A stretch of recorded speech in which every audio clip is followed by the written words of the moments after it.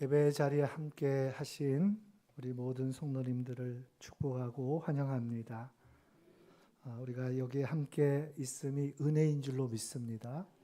하나님의 놀라운 은혜의 섭리의 손길로 우리가 여기 있음을 믿습니다. 오늘은 4월의 첫 번째 주일이고 또 사순절로는 5번째 주일입니다. 말씀과 기도로 우리의 신앙이 더욱더 깊어져 가고 생명의 풍성한 역사로 새롭게 피어나는 그런 은혜가 함께 하시기를 예수님의 이름으로 축원합니다. 우리 성가대가 이제 제가 잘 보이시나요? 조금 낫지요? 네. 저도 훨씬 좋습니다. 얼굴을 뵐 수 있어서. 금년 2025년은 우리 한국 교회에 있어서 매우 뜻깊은 그런 한 해입니다. 무슨 일이 있었나 여러분 생각하실지 모르겠는데 엘리베이터 옆에 포스터 한번 보셨나요? 한국 교회에 있어서 개신교 한국 선교 140주년이 되는 해입니다. 올해가 한국 선교 역사에 있어서 개신교 선교 역사의 140년이 되는 해입니다. 개신교는 다 아시죠? 기독교는 아세요? 이거 헷갈리시는 분 많으세요. 기독교는 예수님을 그리스도라고 고백하는 모든 교회가 기독교예요. 이단들은 아닙니다. 이단들은 예수님을 그리스도라고 고백하지 않죠. 이만희를 그리스도라 그러고 막 그러잖아요. 저 여호와의 증인은 안산홍을 그러고 그렇죠. 하나님의 교회는 누구를 그래요? 거기 안산홍이에요? 네, 그렇구나. 하여튼간 기독교는 오직 예수님만이 그리스도이심을 고백하는 교회예요. 그리고 개신교는 종교개혁을 통해서 복음의 진리를 붙들고 새롭게 시작한 교회들, 그래서 개혁교회라고 일컬어지는 모든 교회가 개신교회예요. 그래서 개신교 한국 선교가 140주년이 되었습니다. 그래서 그 개신교 안에는 장로교도 있고요, 또 감리교도 대표적인 교회들이 그렇습니다. 그런데 올해가 140주년이 되는 해입니다. 그럼 언제를 기점으로 삼을까요? 1884년을 개신교가 공식적으로 이 조선 땅에, 이 한국 땅에 복음을 전하기 시작한 원년으로 삼습니다. 왜냐하면 그때가 조선의 마지막 황제였던 고종이 이 맥클레이 선교사, 당시에 일본 주재의 동아시아 선교를 총괄하는 그 감리교 선교사님이에요. 이 맥클레이 선교사님이 고종에게 서신을 보냈고, 그 고종은 학교 그리고 병원을 설립하여 돕도록 아주 공식적으로 윤허를 했습니다. 그래서 공식적인 허락을 했고, 바로 그 기점으로 해서 이 개신교 선교가 공식적으로 이 땅에 시작되었다 해서 올해가 140주년이 되는 해입니다. 굉장히 뜻깊은 해죠. 여러분, 그것이 왜 중요한가? 우리가 왜 과거의 역사를 말하는가? 과거에 매이면 앞으로 나아갈 수 없다고 이야기하는데 왜 지난날의 역사를 말하는가? 왜냐하면 여러분, 그 속에 우리를 향하신 너무나 놀랍고 놀라운 하나님의 은혜의 손길이 담겨 있기 때문에 그렇습니다. 여러분, 이 땅을 사랑하시고 또 한 영혼 한 영혼을 사랑하셔서 우리를 그리스도 안에서 생명 주시고 하나님 나라의 영광스러운 자녀들로 또 이 땅 가운데 땅끝까지 이르러 하나님의 나라의 역사를 이루어가는 거룩한 일꾼들로 세워가시는 그 역사가 하나님의 주권 가운데 이루어진 역사임을 믿습니다. 특별히 여러분, 복음이 전하여지는 그 시기에 이 조선 땅은 어땠습니까?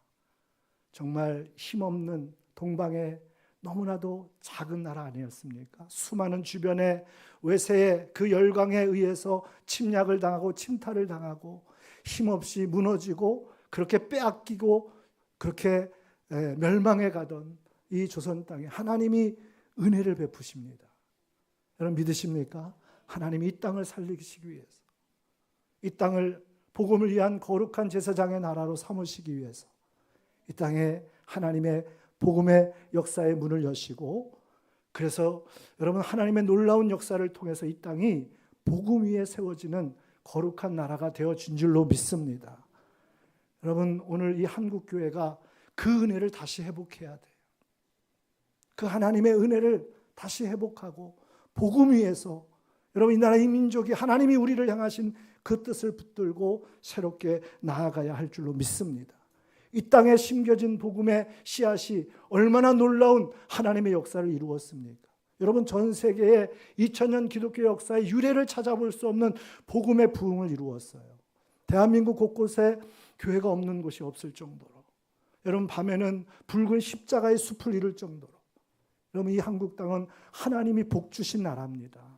은혜 베푸신 곳이에요. 이 땅에 복음의 역사가 계속해서 이 땅을 통하여 이어져 갈 수 있도록 여러분 우리가 깨어 있어야 하고 그 은혜를 다시 힘입고 일어서야 할 줄로 믿습니다. 오늘 이 시간을 통해서 우리는 지난날의 과거의 역사들을 함께 돌아볼 터인데, 여러분 그것은 과거에만 역사하시는 하나님이 아니라 오늘도 변함없이 그 복음과 선교의 역사를 위하여 일하시는 하나님의 손길이기 때문에 그렇습니다. 오늘 저와 여러분을 향한 그 하나님의 은혜와 또 섭리의 손길을 다시 한번 힘있는 복된 은혜가 있어지기를 예수님의 이름으로 축원합니다. 오늘 사도행전 16장 말씀을 함께 읽었는데, 우리 사도행전 16장은 정말 너무나도 중요한 그러한 본문의 말씀입니다. 성경에 중요하지 않는 말씀이 있을까요? 성경에 다 중요하죠. 그런데 2000년 기독교 역사, 복음과 이 선교의 역사에 있어서 이 사도행전 16장은 너무너무 중요합니다. 정말 중요합니다. 왜냐하면 복음에 새로운 문이 열리고 새로운 역사가 시작되어지는 그러한 말씀이기 때문에 그렇습니다. 왜 그럴까요? 여러분 지금까지의 복음의 역사는 유대인 중심의 복음으로 머물러 있었어요. 바울 사도가 복음을 전하는 데 있어서 그 첫 번째 대상이 항상 유대인들이었어요. 그 한계를 벗어나지 못하고 있었어요. 그리고 그 지역도 아시아에 머물러 있었어요. 우리가 오늘 얘기하는 그 트리키에, 그 지중해를 넘어서 여러분 유럽 그 거대한 대륙으로 나아가지 못하고 복음이 그냥 아시아에 머물러 있었단 말이죠. 그런데 오늘 사도행전 16장 이후로 그 복음의 역사가 이제 본격적으로 이방인을 향하게 되었고, 여러분 죄와 어둠으로 가득한 그 거대한 유럽 땅에 복음이 전해지고 그 곳곳에 교회가 세워지는 새로운 구원의 역사가 시작되어진 줄로 믿습니다. 여러분 그 분기점이 오늘 사도행전 16장이에요. 이 사도행전 16장은 그래서 여러분 선교와 복음의 역사에 있어서 너무나 여러분 분기점이 되어지는 역사적인 그러한 사건을 다루고 있는 성경의 말씀이라는 것입니다. 여러분 오늘 본문의 말씀을 한번 보겠습니다. 6절과 7절 말씀 같이 읽습니다. 성령이 아시아에서 말씀을 전하지 못하게 하시거늘 그들이 부르기아와 갈라디아 땅으로 다녀가 무시아 앞에 이르러 비두니아로 가고자 했으되 예수의 영이 허락하지 아니하시는지라. 아멘. 할렐루야. 오늘 본문의 말씀은 사도 바울의 선교 행로를 우리에게 소개하는 것으로 시작하고 있습니다. 성령님이 바울이 아시아로 가서 복음을 전하고자 하는데 그것을 허락지 아니하셨다라고 말씀하고 있어요. 그래서 무시아를 지나서 비두니아로 올라가려고 했지만 그것조차도 성령님께서 막으셨다라고, 허락하지 않으셨다라고 이렇게 말씀하고 있습니다. 여러분 바울 사도가 사도행전에 보면 공식적으로 복음을 전하는 그 말씀이 4차례에 걸쳐서 우리에게 증거되고 있습니다. 오늘 본문의 말씀은 두 번째 제2차 전도 여정의 한 부분을 다루고 있는데, 바울 사도가 1차 복음 전도 여정에서는 바나바라고 하는 사람과 함께 1차 복음 전도를 시작합니다. 그래서 구브로라는 섬을 지나서 갈라디아 지역에, 이 갈라디아 지역은 이 비시디아 안디오 또 루스드라, 이고니온, 더베라는 그 지역을 가리키는데 그런 도시가 있는데 그 지역을 중심으로 복음을 전했습니다. 그리고 1차를 마치고 2차 전도 여정을 떠나는데 바울이 이번에는 바나바와 함께 하지 않고 실라와 함께 복음 전도를 시작합니다. 우리가 잘 아시는 대로 이 바울과 바나바가 크게 싸워요. 성경에 기록될 정도의 싸움이면 얼마나 큰 싸움인지 아시겠죠? 하나님이 이 싸움을 기억하라는 거예요. 그렇지만 이 싸움을 통해서도 하나님의 이 섭리의 역사는 여러분 놀랍습니다. 바울과 바나바는 이제 그 싸움 뒤로 갈라지게 되어지고, 바울은 신라와 함께 복음 전도를 떠나고요, 바나바는 여러분 다른 복음 전도 여행을 떠나게 되어지는 거예요. 그래서 더 복음의 역사가 더 확장되어져 가는 모습을 보이고 있습니다. 그렇게 바울 사도가 복음 전도를 2차로 떠나게 되어지는데, 신라와 함께 안디옥을 출발해서 자기의 고향인 다소를 지나 갈라디아 지역을 거쳐서 이제 아시아로 가고자 했던 거예요. 지도를 한번 잠깐 볼까요? 지도를 보시면 그 전 지도를 한번 보여주세요. 잘 안 보이시죠? 잘 보이세요? 제일 오른쪽에 동그라미, 그 빨간 동그라미에 몇 번이라고 써져 있죠? 잘 보이시네요. 네.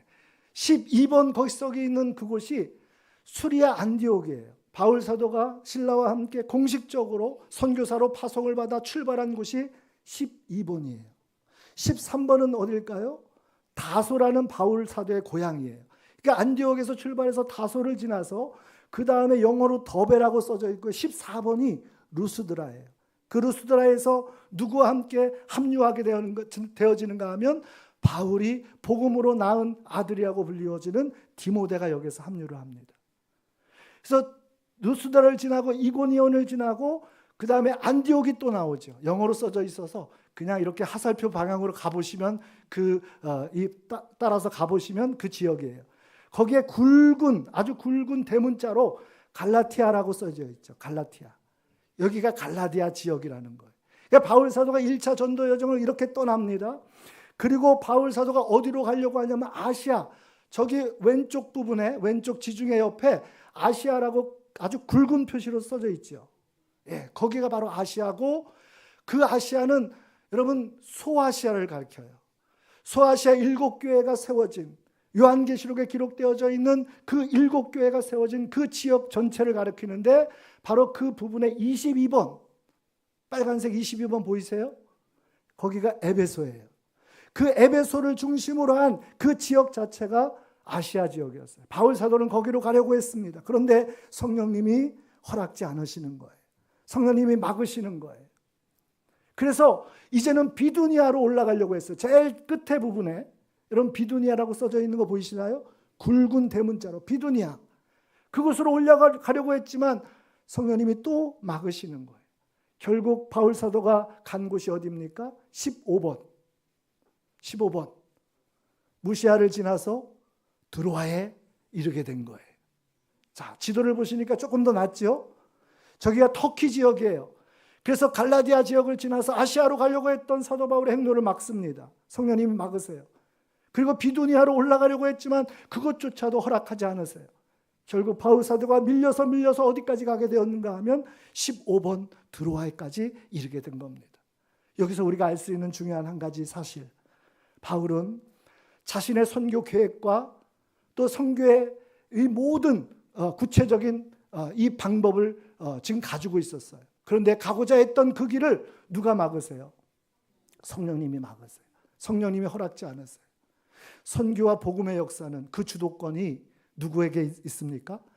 하나님께 있는 거예요. 성령님께서 이루어 가시는 역사예요. 성령님이 주도하십니다.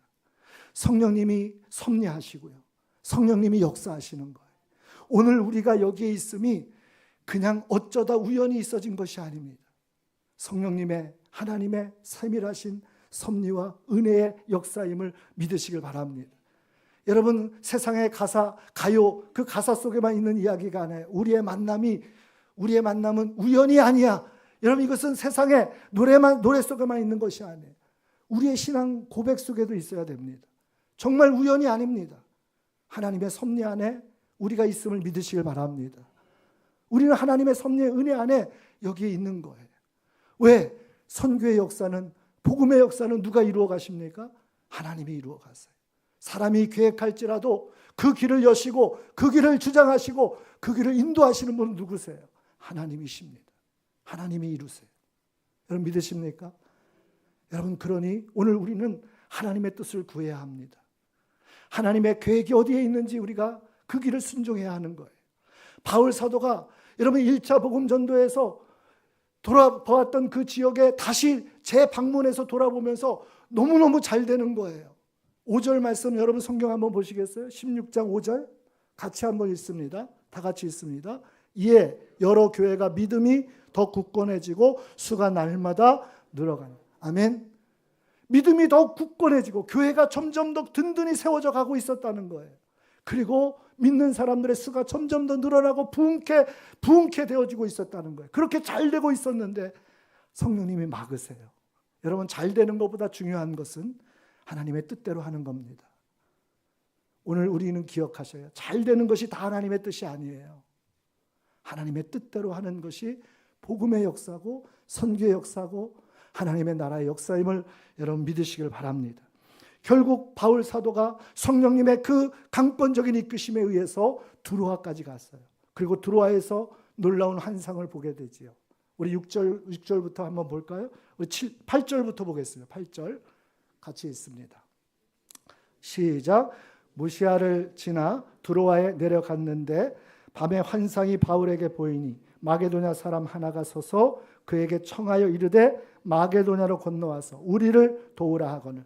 바울이 그 환상을 보았을 때 우리가 곧 마게도냐로 떠나기를 힘쓰니 이는 하나님이 저 사람들에게 복음을 전하라고 우리를 부르신 줄로 인정. 할렐루야. 마게도냐 사람이 손짓을 하며 건너와서 우리를 도와주세요. 밤중에 환상 중에 성령님께서 이 바울 사도에게 하나님의 마음과 하나님의 뜻을 보여주시는 거예요. 그제서야 바울이 하나님의 뜻이 여기에 있구나. 유대인이 아닌 온 세상 땅끝까지 이르러 복음이 전하여지기를 하나님 원하시는구나. 내가 원하고 내가 바랬던 아시아가 아닌 이제 유럽이라고 하는 거대한 대륙을 향하여 복음이 선포되어지고 그 복음이 전하여져서 그 흑암과 어둠의 땅에 하나님의 거룩한 교회가 세워지고 생명의 역사가 일어나기를 하나님 원하시는구나. 이런 그것을 알게 되어진 거죠. 그리고 즉시로 바울 사도는 순종하게 되어졌다라고 하는 것입니다. 그런데 더 놀라운 것은요. 여러분 그렇게 바울 사도가 배를 타고 마게도냐로 건너가서 이제 본격적으로 복음을 전하기 시작했는데 오늘 빌립보에 이르렀을 때에 그 빌립보에서 생각지도 못한 한 사람을 만납니다. 그 사람이 누구지요? 옥감장수. 우리 유디아 여성교는 알 줄 알았는데 빌립보에서 두아디라라고 하는 소아시아의 한 도시예요. 소아시아. 바울이 거기를 가고 싶어서 그렇게 애를 썼잖아요. 그런데 성령님 막으셨는데 그 소아시아 두아디라에서 온 자색 옥감 장수 하나님을 섬기는 하나님의 사람인 루디아가 거기서 기다리고 있었던 거예요. 열심히 기도하며 하나님이 그와 만남을 통하여서 빌립보에 놀라운 복음이 전해지기 시작하게 하시고 그리고 그 땅에 유럽 최초의 교회 빌립보 교회가 세워지는 놀라운 역사를 이루게 되어진 것입니다. 여러분 하나님의 섭리는 기가 막혀요. 여러분 우리가 생각하는 것, 여러분 우리가 예측하는 것 그것을 뛰어넘습니다. 여러분 그것을 믿으십시오. 그러므로 오늘도 우리는 이것을 기억하셔야 됩니다. 하나님의 이 놀라운 섭리의 은혜 속에 이 땅에 교회가 세워지고 복음의 역사가 계속 진행되어지고 저와 여러분이 그 은혜 가운데 서 있는 하나님의 사람들임을 반드시 기억하시길 바랍니다. 우리는 우연히 중원교회 여러분 한 지체로 부름받은 게 아니에요. 하나님이 정말 놀랍게 세밀하게 섭리하시고 역사하신 은혜의 결과로 오늘 저와 여러분이 여기에 있음을 믿으시길 바랍니다. 한 영혼을 구원하기 위해서 하나님은 전부를 내어주시잖아요. 우주 만물 온 천하를 다 주고도 한 영혼과도 바꾸지 않으시는 그 하나님이 지금도 쉬지 않고 일하심을 여러분 믿으시길 바랍니다. 그런데 여러분 사도행전 16장의 이 복음과 선교의 역사만큼이나 여러분 이 조선 이 한국 땅에 하나님이 이루어 가시는 복음과 선교의 역사는 더 놀랍습니다. 여러분 그것을 제가 오늘 잠깐 말씀드리려고 그래요. 우리나라에 처음 선교사님이 이 땅에 공식적으로 이 인천 제물포항을 통해서 선교사님이 들어온 그날이 1885년 4월 5일입니다. 4월 5일. 오늘은 4월 6일. 그래서 오늘 우리가 개신교 한국선교 140주년 기념주일로 함께 모여서 예배합니다. 4월 5일 그날이 1885년 부활절 날 아침이었어요. 3명의 선교사님이 그 일본에서 오는 배를 타고 제물포항에 들어오셔서 아펜젤로 선교사님이 첫 발을 내딛습니다. 감리교를 이 감리교 선교사님이시죠. 우리나라의 감리교를 처음 전해주신 아펜젤로 선교사님, 언더우드 선교사님, 그리고 감리교의 메리 스크랜튼이라고 하는 여사와 그 아들과 함께 이 한국 땅에 선교사님들이 발을 내딛습니다. 그런데 그 과정이 여러분 얼마나 놀라운지 한번 들어보세요. 1882년부터 조선의 마지막 황제였던 고종이 여러 열강들의 선진 문물을 배워오게 하기 위해서 사절단들을 보내기 시작합니다. 일본에는 신사유람단을 보내고, 그리고 저 미국에는 보빙사라고 하는 보빙 사절단이라고 하는 사절단들을 보내요. 1883년도에 보빙사의 민혁익이라고 하는 그러한 이 사절단을 이끄는 대표자를 중심으로 해서 이 보빙사라고 하는 사절단이 미국으로 파견이 됩니다. 그때가 1883년 7월 15일이었어요. 7월 15일 날 제물포항에서 배를 타고 보빙사절단이 저 먼 미국을 향해서 가는 거예요. 2달 가까운 시간에 걸쳐서, 여러분 그 얼마나 험한 길을 거쳐서 갔을까요? 9월 2일이 되어서야 샌프란시스코 항구에 도착을 합니다. 한번 사진 한번 보여주시겠어요? 이분들이 보빙사절단이에요. 여러분 미국에 이런 모습으로 갔다고 생각을 해보세요. 예? 지금도 우리나라에 이런 사람들이 막 길거리에 돌아다닌다고 생각해요. 아프리카의 원주민들이 막 자기 복장을 하고 막 돌아다닌다고, 얼마나 여러분 주목을 받겠어요. 이런 사람들이 지금 미국을 돌아다니는데 9월 2일 날 샌프란시스코 항구에 도착해서 이제 대륙 횡단 열차를 타고서 워싱턴으로 가는 그 길에서 여러분 정말 생각지도 못한 만남이 이루어집니다. 그 만남이 바로 감리교, 볼티모어 감리교회를 담임하시는 가우처라는 목사님을 만나게 돼요. 그래서 3일 동안 그 열차에서 보빙사절단이 그 가우처 목사님과 함께 여행을 하게 된 거예요. 우리 아멘 하시는 분들은 왜 아멘 하시는지 알겠어요. 그렇죠? 여러분 이게 생각지도 못한 일이었어요. 여러분 하나님의 은혜라고 밖에는 설명할 길이 없었어요. 그렇게 목사님은 그 보빙사절, 이상하게 모양 차림새를 한 그 사람들에게 조선이라는 말을 듣습니다.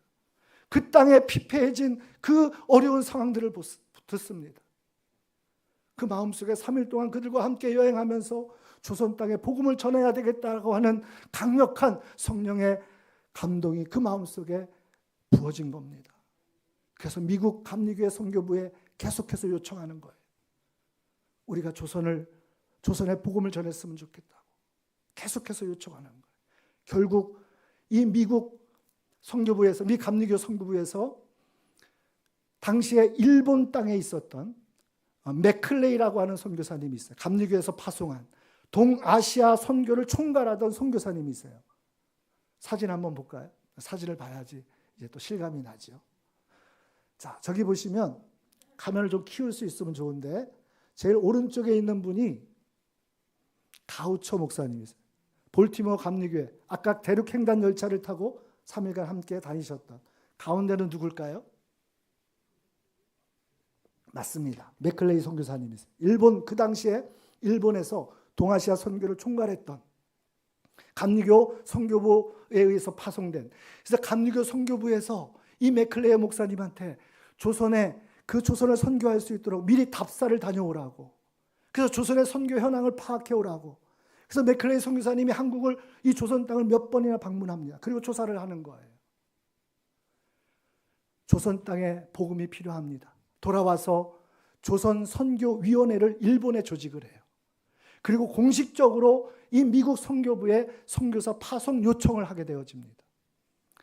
자, 그리고 맥클레이 선교사는 이제 조선 땅으로 와서 1883년 4년도에 여러분 조선에 와서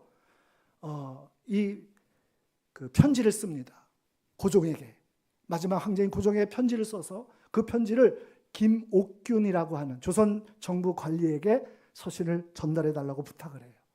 왜냐하면 김옥균이 여러분 신사유람단으로 일본에 있을 때에 이 김옥균과 맥클레이 선교사가 교류가 있었어요. 교류가 있었어요. 우리는 그냥 교류가 있다고 생각하지만 여러분 교류가 있었어요. 그를 통해서 공식적인 선교 요청의 편지가 고종에게 전달이 되고 고종은 그 편지를 받아들고 이 조선 땅의 부국 강병을 위해서 조선의 문을 열기로 그렇게 결정을 내립니다. 그때가 병원 선교 그리고 학교를 설립할 수 있도록 윤허하는 공식적인 이 어명이 떨어진 거예요. 그래서 맥클레이 선교사는 그 즉시 그 윤허를 받아들고 일본 땅으로 가서 조선 선교위원회를 조직합니다. 그리고 선교사를 요청을 하죠. 그래서 저 미국 땅에서 온 선교사들이 누구인가 하면 우리가 아시는 아펜젤러, 메리 스크랜튼, 그리고 언더우드 이런 선교사님들이 거기에 오게 된 거예요. 여러분 그분들이 이제 조선 선교를 위해서 일본에서 1차적으로 준비하는데 더 놀라운 사실은 여러분 그때에 여러분 한번 넘겨주시죠. 아니요, 그 사진을 넘겨주세요. 이분들이 화면을 좀 키워주세요. 더 크게 키워주세요. 자, 아펜젤러 선교사님은 가운데 계신 분이세요. 그리고 오른쪽에 계신 분이 메리 스크랜튼. 여러분 아펜젤러 선교사님은 아시는 대로 우리나라 최초의 여러분 교회를 세운 정동제일교회를 세운 분이세요. 정동제일교회를 세우고 배제학당 최초의 서양식 공립학교를 그 사립학교를 세운 분이세요. 감리교회 선교사님이시죠. 스크랜튼이라는 부인은 이화학당을 세우고 이화대학교가 됐죠. 그리고 보구여관이라고 해서 최초의 여성 전문 병원을 만드신 분이에요. 지금은 이화여자대학교 병원을 지금은 그렇게 바뀌었죠. 그리고 세 번째 코스염 많이 나신 분, 저분이 언더우드 선교사님이세요. 저분은 연희전문학교, 연세대학교, 지금의 연세대학교를 세우시고 여러분 이렇게 복음의 역사가 우리 한국 땅에 펼쳐진 겁니다. 그런데 더 놀라운 한 가지 사실만 좀 말씀드리려고 해요. 이분이 중요해요. 자, 넘겨주세요. 사진 한 장만 더 넘겨주세요. 자, 이분입니다. 아주 엄하게 생기셨죠? 이분의 이름은 이수정입니다. 이수정이라는 이분은 우리 충주와도 연관이 있는 분이에요. 제가 금요기도회 때 한번 말씀을 드렸는데 이분은 이모군란 때 명성황후가 큰 위기를 겪고 있을 때 그 명성황후의 도피를 도와서 이 충주, 저 앙성 그쪽으로까지 피난을 시킨 분이에요. 그래서 그 앙성 쪽에 가면 궁망산이라고 있다고 그러더라고요. 우리 지난번에 송성호 장로님 신방하고 나서 우리 장로님께 저 산은 무슨 산이에요? 제가 여쭤봤더니 한영기 장로님이 정확하게 그 산은 궁망산이라고 그렇게 말씀해 주시죠. 그래서 저도 처음 알았어요. 민비가 여러분 명성황후가 거기에 피난 와서 다시 왕궁으로 돌아갈 것을 생각하고 이 나라에 기울어져가는 그 절망스러움을 생각하면서 그 산에 올라가지고 저 한양을 바라보면서 안타까운 마음으로 늘 하루하루를 보냈다는 거예요. 그래서 그 산의 이름이 궁망산으로 이름이 바뀌었대요. 근데 그 이수정이라는 분이 그때의 공으로 왕실의 신임을 얻어서 3차 신사유람단이 파견될 때에 1883년도에 일본으로 신사유람단을 가게 됩니다. 거기에서 일본 한 기독교인을 만나게 되어지고 그 기독교인을 통해서 복음을 받아들여서 거기에서 조선인 최초로 일본에서 세례를 받은 사람이 돼요. 이수정이라는 분이. 그리고 그곳에서 함께 복음의 일을 위하여 성경을 번역하고 조선 그 선교위원회에서 함께 활동하다가 여러분 아펜젤러, 스크랜튼 부인, 언더우드 이 선교사님들의 한국어 교사를 하게 되는 거예요. 한국어 교사를. 아시겠어요? 여러분, 이것은 그냥 한국 선교에 있어서 초기에 중요한 인물들을 제가 말씀을 드리지만 여러분, 그 배후에는 정말 놀라운 하나님의 섭리의 손길이 함께하고 있었음을 놓치지 않기를 바랍니다. 오늘 우리가 그것을 보아야 돼요. 이 땅이, 여러분, 이 대한민국이 하나님의 은혜 가운데 복음 위에 세워진 나라가 되었음을 여러분 기억하셔야 됩니다. 그것이 다시 회복되기를 원합니다. 놀라운 하나님의 은혜와 역사, 그리고 그 섭리 안에서 쓰임받은 충성된 일꾼들, 그들을 통해서 복음과 선교의 역사에 새로운 문들이 열리고 새로운 지경이 넓혀져 갔다는 거예요. 그리고 오늘 저와 여러분이 그 역사 속에 부름받아 함께 믿음의 길을 걸어가고 이 복음의 길을 함께 순종케 되어진 줄로 믿으시길 바랍니다. 그 하나님은 140년이 지났지만 140년 동안 역사하셨고 지금도 변함없이 쉬지 않고 역사하심을 믿으시길 바랍니다. 그 하나님의 마음을 알고 여러분, 저와 여러분이 정말 이 어두운 시대에, 이 절망의 시대에 하나님의 복음과 생명의 역사의 문을 새롭게 열어가는 거룩한 교회로, 성도로 함께 쓰여지기를 간절히 소망합니다. 여러분, 오늘 우리의 마음속에 하나님의 그 뜨거운 마음이 다시 부어지기를 소망합니다. 어둠과 절망, 정말 신음하는 바람 앞에 등불같이 동방에 힘없고 작은 나라, 수많은 열강의 그 침략과 침탈 속에 빼앗기고 무너지고 그렇게 어두워진 이 땅 가운데 하나님이 생명과 복음의 역사를 일으켜 주셨던 것처럼 이 땅에 새로운 하나님의 복음의 역사가 새롭게 열려지기를 우리의 기도를 통해서, 우리의 순종을 통해서 힘있게 이루어지기를 예수님의 이름으로 축원합니다. 기도하겠습니다. 하나님이 이루십니다. 복음과 선교의 역사는 하나님이 하십니다. 오늘 이 땅에 복음의 역사를 우리가 바라보면서 정말 하나님이 하셨음을 깨닫게 하시니 감사합니다. 세밀한 은혜와 섭리, 그 역사 속에 이 땅에 복음이 전해지기까지 그 복음의 역사가 뿌려지고 자라가고 또 결실케 되어지기까지 하나님은 변함없이 일하시고 쉬지 않고 역사하심을 우리가 바라보게 하여 주옵소서. 그 하나님의 손길에 붙잡혀진 우리 교회가 되게 하시고 우리 교회 성도들이 되게 하셔서 이 땅의 어둠과 이 땅의 절망과 사망의 그늘에서 신음하는 영혼들을 살려내고 복음으로 일으키는 거룩한 통로로 쓰임받게 하여 주시옵소서. 예수님의 이름으로 기도드리옵나이다. 아멘.